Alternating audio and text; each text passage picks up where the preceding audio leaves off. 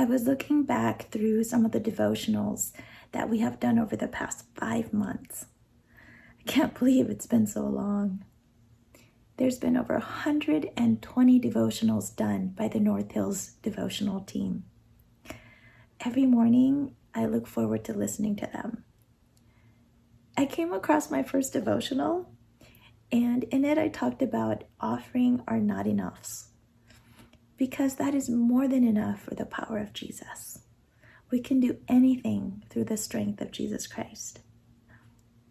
Looking back, I'm amazed at how true that has been. I feel like despite all this craziness, God has been doing some amazing things. Even though it's easy to feel disconnected and alone and anxious and frustrated, God has been working through so many of his angels to support me and my family, and I pray that that has been true for you as well. When this all started, I reluctantly sent in my first devotional and had a little conversation with God. I said, "This is all on you, God. If you have something to say and you want me to say it, use me. But this is not my comfort zone, and I would rather not. If you give me something to say, I will do my best." And here we are, 5 months in, and he still inspires me each week. I have to admit, through this experience, I have connected more with him than I have ever. God is using this platform to connect to you, and hopefully is giving you the strength and inspiration you need to get you through this time. The spread of the virus is hopefully stabilizing, but this is a long race, and we cannot run out of steam or give up or become complacent. If you see a need,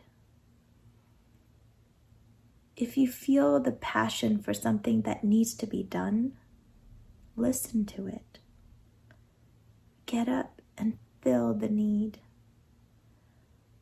When I was in pediatric residency, I was taught, you find it, you change it. Whenever I was examining an infant and the diaper was soiled, I was taught, you don't hand the baby off to the parent or the nurse to deal with it. You change it. I think that principle applies to many things in life. You see a mess. You see something broken. You see something that needs to be changed. Don't look around to see who's not doing their job or who should be taking care of this. You are there. You see it. You take care of it.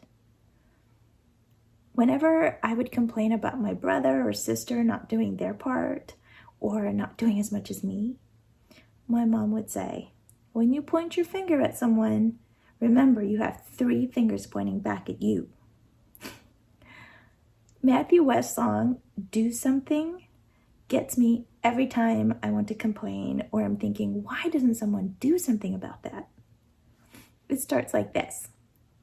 I woke up this morning, saw a world full of trouble. Thought, how do we ever get so far down? And how are we ever going to turn around? So I turned my eyes up to heaven. I thought, God, why don't you do something?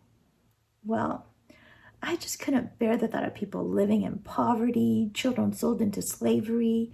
The thought disgusted me. So I shook my fist at heaven, said, God, why don't you do something? And he said, I did. I created you. He goes on to sing, I don't want a flame. I want a fire. And I want to be the one to stand up and says, I'm going to do something. From where you are, if you see a need someone isn't filling and you're frustrated and enraged, good. Get passionate about it.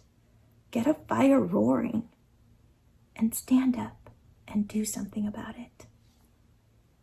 Jesus says to love him and love others. He didn't say go find someone to love others. Love is a verb. Do something about the fire burning in you. As Bob Goff would say, love does.